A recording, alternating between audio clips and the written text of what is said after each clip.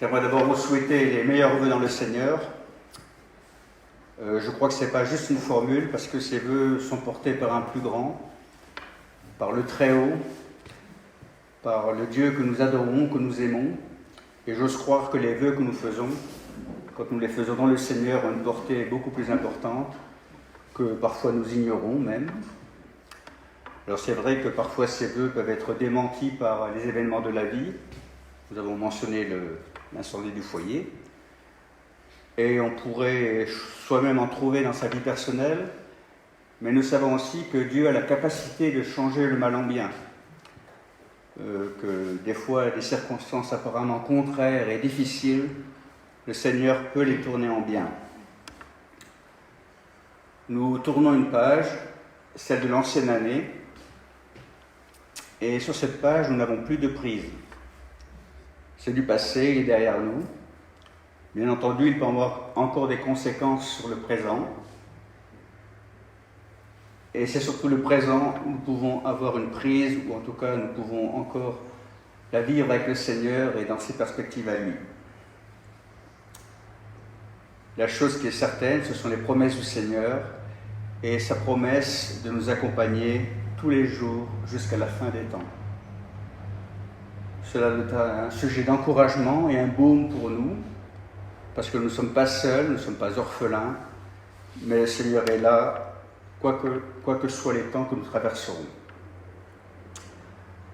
Alors avec Nadine, finalement, nous avons choisi de nous inspirer de la même veine, du même filon, qui sont le récit de Noël. Et j'aimerais souligner en particulier dans ce récit de Noël, Jésus, la lumière du monde. Et c'est le thème que j'ai choisi ce matin. Je vous propose donc de nous attarder sur le chapitre 1 de l'évangile de Jean. Alors les commentateurs qualifient ce texte de prologue de Jean. Alors c'est un nom un peu savant. Ce terme signifie que c'est un portique d'entrée au reste de l'évangile de Jean, le premier chapitre de Jean. En fait, c'est une présentation des grands thèmes qui vont être abordés, puis une reprise de ces derniers dans les chapitres suivants. Par exemple, la préexistence de la parole, la vie, la lumière, les ténèbres sont mentionnés dans ce premier chapitre, puis repris et développés par Jean dans les chapitres suivants. Voilà ce que c'est un prologue. Dans ce premier chapitre de Jean, nous n'avons pas de récit descriptif et historique de la naissance de Jésus et de sa venue parmi les hommes, comme dans Luc par exemple, nous avons beaucoup de détails et de choses très concrètes. Par contre, dans l'évangile de Jean, c'est beaucoup plus abstrait. Il s'agit pour Jean de prendre de la hauteur et de parler du dessein éternel de Dieu. Nous sommes avec Jean dans ce premier chapitre dans une perspective cosmique, une perspective glorieuse, plus que dans la narration et dans le récit. Je vous propose de faire d'abord la lecture de ce passage, du chapitre 1, les versets 1 à 10.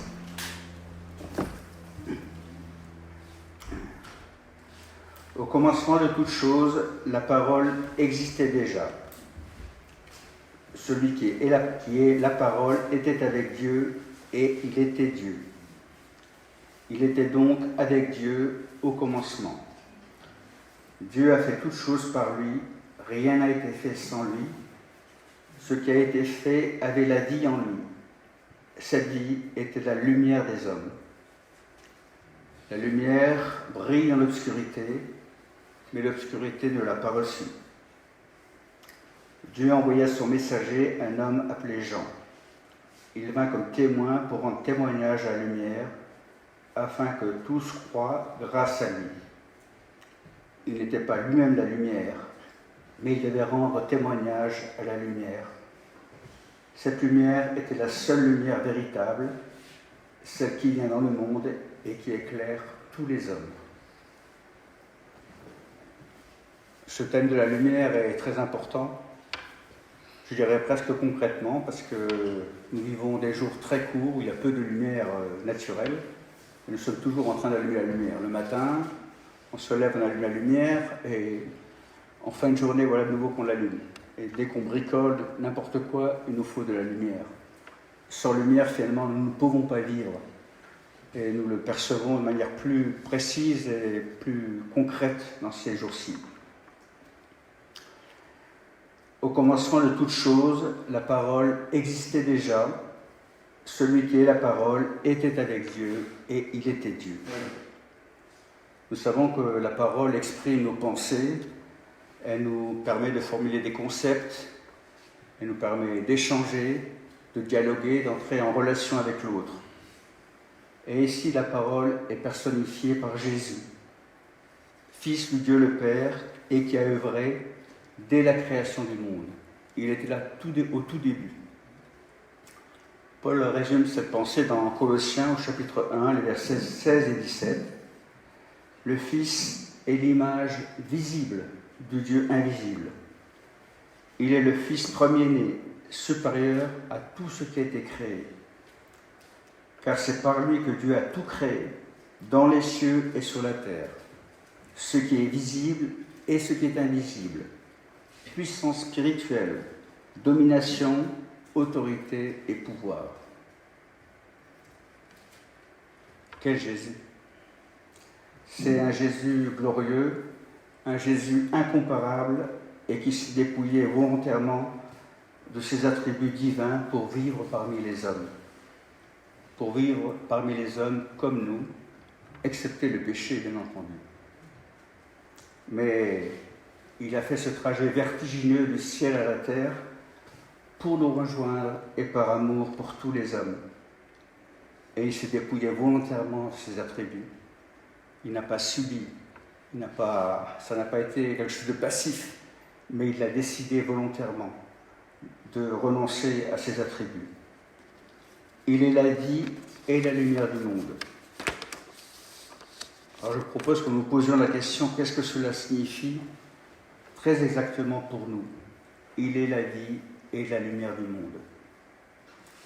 Et je propose de relire les quelques versets du récit de la création en Genèse au chapitre 1, parce que Jean y fait allusion et c'est important de relire ces quelques versets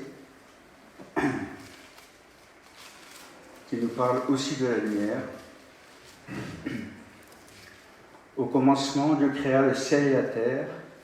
La terre était sans forme et vide, et l'obscurité couvrait l'océan primitif. Le souffle de Dieu se déplaçait à la surface de l'eau. Alors Dieu dit, que la lumière paraisse. Et la lumière parut. Dieu constata que la lumière était une bonne chose, et il sépara la lumière de l'obscurité. Dieu nomma la lumière jour, et l'obscurité nuit. Le soir vint, puis le matin, ce fut la première journée.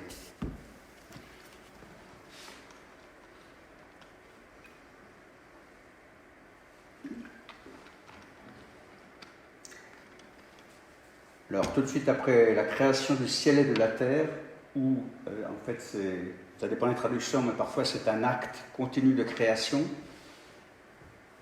vient en second lieu l'apparition créatrice de la lumière. Mais c'est pratiquement la première création, c'est la lumière qui apparaît. Et c'est une action de différenciation, de séparation entre les ténèbres, nuit, et la lumière, jour. Différencier, séparer et structurer l'espace-temps. C'est un acte de création de première importance. Nous savons que la lumière est même une condition préalable pour que la vie s'installe durablement, parce qu'on a la photosynthèse. S'il n'y a pas de lumière, il n'y a pas de vie.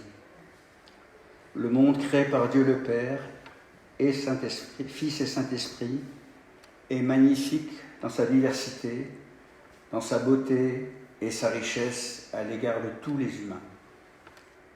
Tu as évoqué avant le ciel magnifique qu'on a vu ce matin.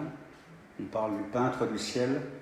Et c'est vrai que sa création reflète cette sagesse, cette intelligence qui nous dépasse. En Romains, il est même dit que les hommes sont inexcusables, parce qu'en fait, il y a un témoignage tellement puissant et fort à travers l'acte de créer, à travers la création. J'aimerais rappeler ici quelques vérités fondamentales qui découlent des premiers chapitres de la Genèse.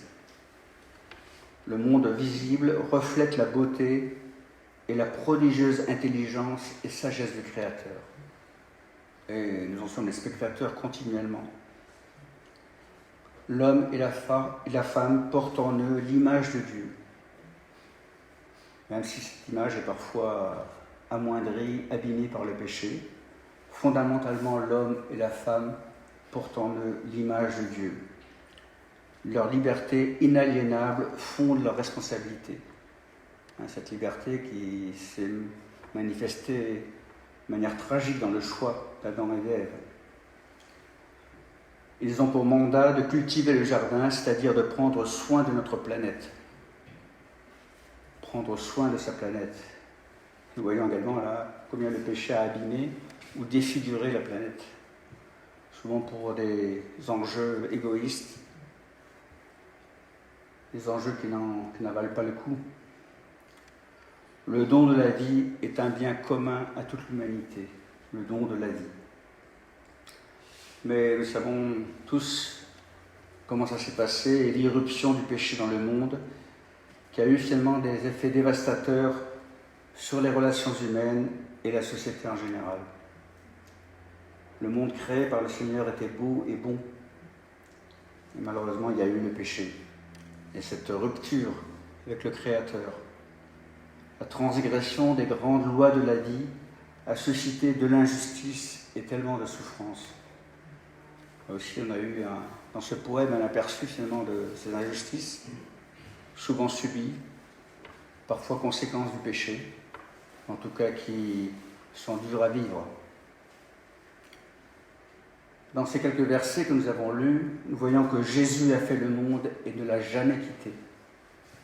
Il était là de toute éternité. Dieu n'était jamais absent.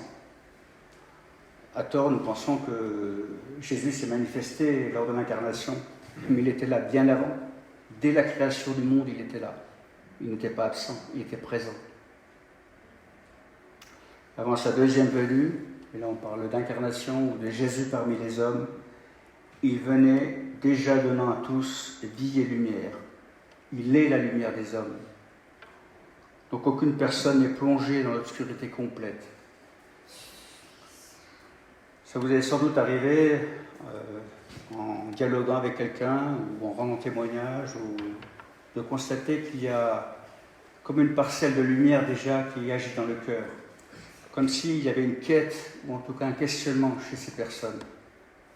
Et bien c'est parce qu'elles ne sont pas complètement plongées dans l'obscurité. Et que souvent notre témoignage arrive à propos, là où le Seigneur a déjà commencé son travail dans cette personne. Est-ce que nous arrivons à discerner là où le Seigneur travaille déjà chez les personnes? Nous sommes juste un maillon des fois dans le cheminement de quelqu'un. Nous sommes juste là au moment où il faut, et puis c'est terminé. Et d'autres personnes prennent le relais.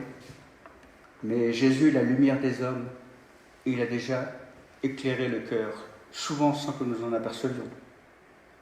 Est-ce que nous rentrons dans les plans du Seigneur et dans sa volonté en continuant ce travail, puis en passant la main à d'autres? Il est la lumière des hommes, et aucune personne n'est plongée dans l'obscurité complète. Celui qui était là incognito est venu vers son peuple, à lui, ouvertement et publiquement, mais les siens ne l'ont pas accueilli, nous dit Jean. Il est la lumière du monde, mais il est aussi porteur de la lumière du salut. Les deux. Porteur de la lumière du salut que quiconque peut recevoir en plaçant sa confiance en lui. Et il est porteur de vie au travers de notre libération des chemins de mort, de notre recréation et de la résurrection au dernier jour. La nouvelle naissance ou la conversion n'est qu'une étape ou un début, un commencement. Mais nous sommes bien souvent dans des chemins de mort, dans des difficultés, soit entravés par le passé, et nous trimballons des fois des blessures qui sont toujours là, infectées, difficiles à guérir, qu'on appelle les chemins de mort ou des fausses routes, des chemins qui mènent nulle part, où nous sommes là et nous marchons, même des fois en étant nés de nouveau et convertis. Et il faut ce travail patient de lumière pour recréer, pour changer ces chemins en chemins de vie. Et les ténèbres, selon Jean, ne sont pas seulement absence de lumière, mais aussi mal actifs qui s'opposent à la lumière du salut. Les ténèbres, parfois, sont en opposition flagrante avec la lumière. Ils ne sont pas juste là à côté. Quelle est l'action de la lumière en nous? Dans son livre « Ose la vie nouvelle », qui parle de l'évangélisation des profondeurs, Simone Paco propose ses descriptions du travail de la lumière en nous, et je vous propose de lire ces descriptions de ce travail de la lumière en nous. J'ai parlé de l'évangélisation des profondeurs. C'est peut-être pour indiquer que dans ce livre, qu'en fait, le Seigneur veut descendre au plus profond de nous-mêmes. Pas juste rester à la surface. On dit des fois changer le décor, hein, ou changer juste la scène. Non, il va aller beaucoup plus profond en nous et faire son travail de lumière en nous. Et c'est ce travail que je vous propose de lire. Elle utilise ces mots et je trouve qu'elle décrit bien ce travail. Excusez-moi.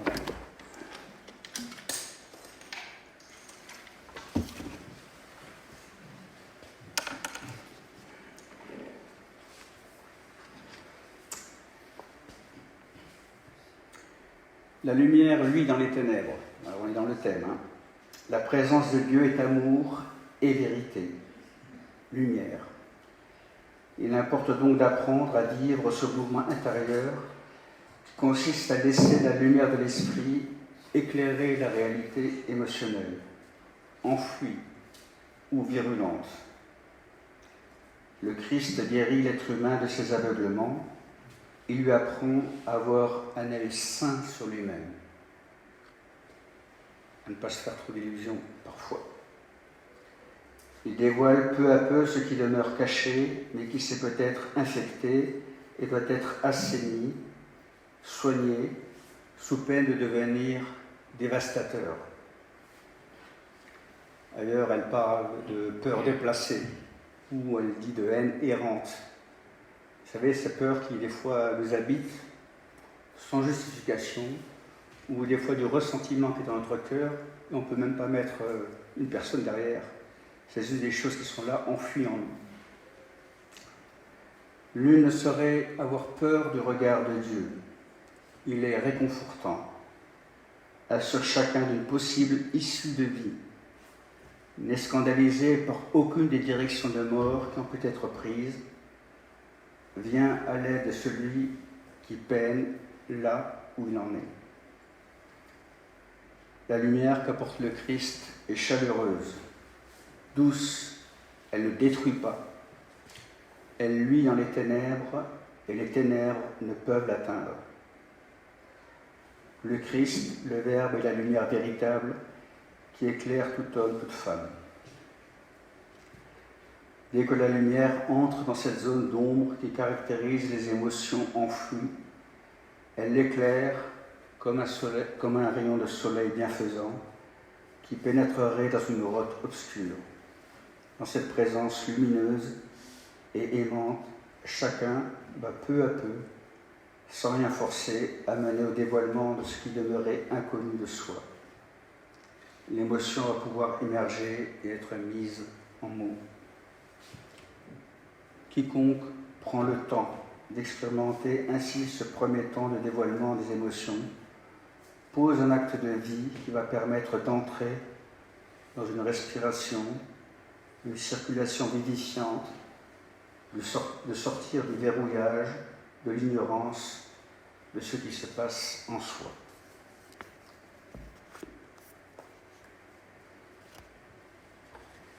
J'aimerais relever quelques pistes dont elle parle.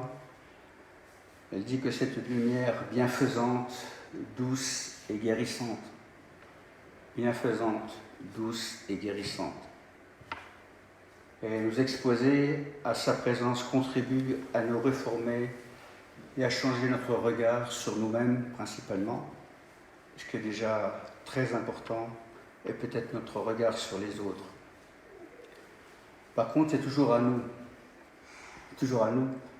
qu'il appartient d'ouvrir la porte à son action. Le Seigneur peut frapper autant qu'il veut. Si nous n'ouvrons pas la porte, la lumière ne peut pas rentrer. C'est comme si vous êtes dans une pièce obscure. Il faut allumer, à un moment donné, presser sur l'interrupteur pour que la lumière soit là. Et que cette lumière nous aide à ne pas être à tâtons, nous aide à nous diriger. Oui, ouvrir la porte à cette lumière.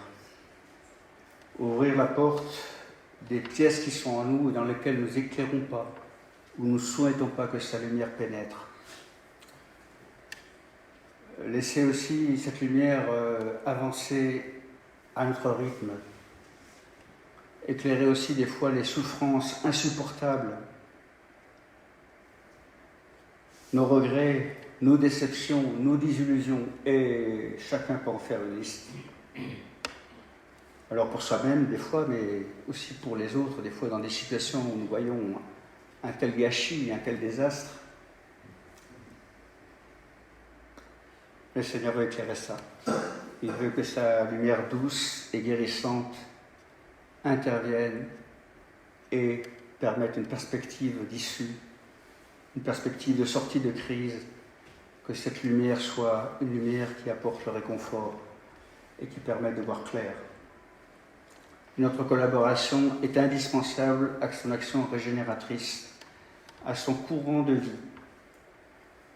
La prise de conscience de ce qui nous anime, par la violence intérieure, mais aussi des fois nous sommes divisés, morcelés, tu l'as fait allusion.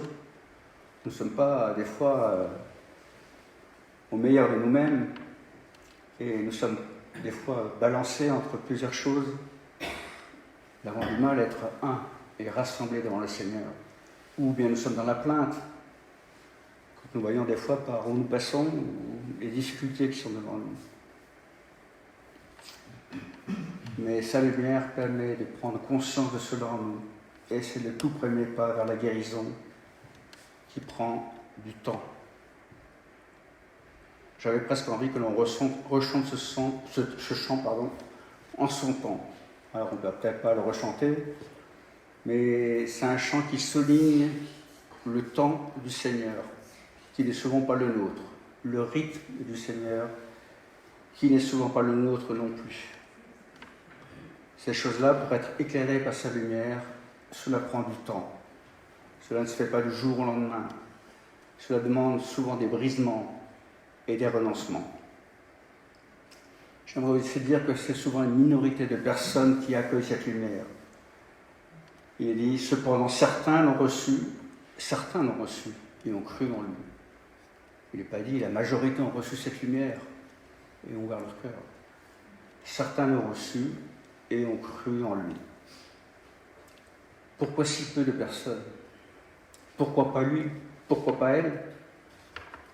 Pourquoi des personnes qui ont entendu pendant des années parler du Seigneur le rejettent, ont un cœur apparemment hermétique à sa pensée et à cette lumière?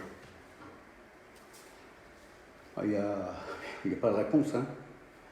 Il y a certains mystères pour nous quant à l'action de l'Esprit dans les cœurs, mais aussi voilà de quoi nous inciter à l'humilité face à notre désir de toute puissance.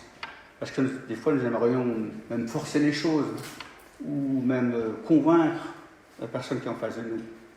Et même des fois la secouer. Mais ça, c'est un désir de toute puissance. Le Seigneur n'agit pas comme ça dans nos vies. Et il n'agit pas comme ça dans la vie des autres. Il faut qu'il croisse et que je diminue. C'est Jean le Baptiste à l'égard de Jésus. Il faut qu'il croisse et que je diminue. Autrement dit, il faut que sa part et son action augmentent et que je la discerne et que la mienne peut-être diminue. C'est toujours Dieu qui a l'initiative et la part déterminante dans la nouvelle naissance. Bien sûr, sans moi vous ne pouvez rien faire. C'est le Seigneur qui le dit. Sans moi vous ne pouvez rien faire. C'est Dieu donc qui a l'initiative et c'est lui qui est à l'œuvre. C'est Dieu qui leur a donné une nouvelle vie. C'est aussi un passage de Jean.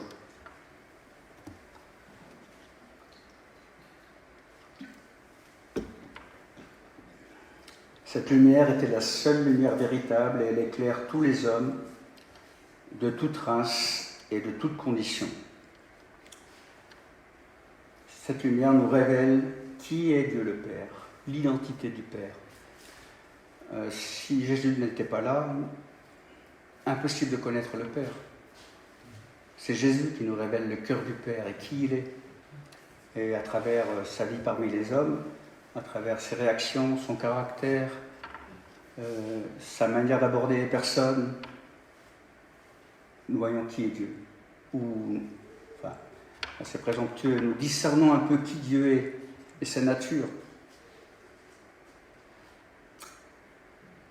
Ce n'est pas une affaire d'initié ou propriété d'un groupe religieux en particulier. Autrement dit, cette lumière, nous ne pouvons pas la privatiser. Le Seigneur, il se manifeste de manière des fois improbable dans différentes confessions de foi. Et nous aimerions bien maîtriser les choses, les cadenasser. Non, mais l'esprit est libre et il agit comme il veut. Et cette lumière éclaire qui il veut. Alors bien sûr, nous pouvons rendre témoignage à la lumière en expliquant par exemple comment elle est transformante et libératrice pour soi. Je suis souvent surpris que quand nous témoignons, si nous prenons ce versant-là en disant « voilà ce que j'ai dit avec le Seigneur » ou « voilà ce qu'il a fait dans ma vie », voilà les situations où il m'a sorti du puits où j'étais, les gens sont attentifs à cela. Par contre, si vous venez bille en tête en disant il faut que tu te convertisses, voilà, c'est le Seigneur qui est là et tu n'as pas le choix, là, ça ne passe pas du tout. Parlons-lui de la manière dont il travaille notre vie, de la manière dont il œuvre. Comment favoriser l'exposition à cette lumière? Comment nous exposer à cette lumière? Comment en bénéficier? Alors je dirais, c'est un peu concret, ou en tout cas c'est quelque chose qui est connu, mais favoriser des temps de pause, des temps de retrait et de mise à l'écart du monde. Alors je sais bien que pour des jeunes familles, à l'emploi du temps débordant, c'est pas évident du tout, c'est facile à dire, mais ça peut être très court. Favoriser des temps de pause, de retrait, la solitude choisie, de prière dans le secret, mastication de la parole de Dieu et lecture de livres inspirés. Voilà. Temps d'échange avec des personnes formées à l'écoute. Voilà ce qui peut favoriser l'exposition à la lumière divine, à la lumière du Seigneur. On arrive à la conclusion, et j'aimerais encore citer l'évangéliste Jean, qui dit ceci: mais la grâce et la vérité sont venues par Jésus-Christ. La grâce et la vérité sont venues par Jésus-Christ, dit l'évangéliste Jean. En fait, il n'y avait pas du tout Jésus en opposition à la loi de Moïse. Il faudrait se replacer dans le contexte. Parce que Jésus a dit lui-même qu'il est venu accomplir la loi. Il n'a jamais dit que la loi n'avait pas d'utilité, au contraire. Et il n'y a pas d'opposition. Mais en même temps, sa vie reflétait toujours sa compassion et son amour du prochain. Et il a toujours refusé de se laisser enfermer dans les pièges qu'on lui tendait, en lui disant « mais là tu ne respectes pas la loi, le sabbat, etc. » Jésus n'a jamais dit « non, mais la loi n'est pas valide ». Il a dit « oui, la loi est valide, mais vous avez l'esprit tordu. » Et il a réinterprété la loi, une loi d'amour, une loi qui a toute sa raison d'être, une loi de vie. Il est venu plein de grâce et de vérité. C'est une tension entre ces deux pôles, la grâce et la vérité, qui est extrêmement difficile à tenir, en tout cas je parle pour moi dans ma vie. Et j'aimerais vous proposer ces vœux pour l'année qui vient, de réaliser ce difficile équilibre entre la grâce et la vérité. Je nous souhaite que nous le réalisions au courant de l'année qui vient. La grâce et la vérité. Nous sommes souvent dans l'un et pas du tout dans l'autre, et inversement. Mais il nous faut tenir les deux ensemble, la grâce et la vérité. Et vous savez, il y a des situations où c'est terriblement difficile. On est tellement on cherche à se stabiliser, on est soit dans l'un complètement ou soit dans l'autre. On a beaucoup de mal à tenir les deux en main. Et cette tension, je prie que le Seigneur nous aide à la vivre. Pardon pour mon émotion. J'aimerais citer les phrases du chant que nous allons chanter, en tout cas la première strophe. En Jésus seul est mon espoir, lui, ma lumière, ma force, mon chant, pierre angulaire solide rempart, même quand l'orage devient violent. Oh quel amour, oh quelle paix.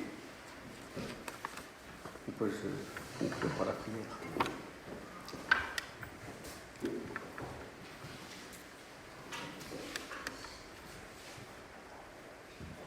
Ce chant mentionne que tu es un sûr rempart, que tu es la pierre angulaire, que tu es ce roc sur lequel nous avons choisi de bâtir notre vie. Seigneur, nous savons que tu es un sûr abri. Et nous savons aussi qu'il y aura des orages. Nous savons également que les difficultés ne manqueront pas. Mais nous savons que nous les traversons avec toi. Alors Seigneur, nous ne connaissons pas cette année. Personne d'entre nous ne peut dire ce qu'il va traverser. Nous savons qu'elle sera faite de bons moments, mais aussi de moins bons. Ce que nous souhaitons, c'est que ta lumière nous éclaire. Dans les décisions à prendre, dans nos réactions, dans nos attitudes. Que cette lumière bienfaisante et guérissante, Seigneur, fasse son travail en moi, en nous. Dans ton Église, Seigneur. Merci pour cette fraternité qu'est l'Église. Merci parce que nous pouvons nous encourager les uns les autres à marcher sous ta lumière. Seigneur, que tu sois notre boussole, notre guide pour l'année qui vient.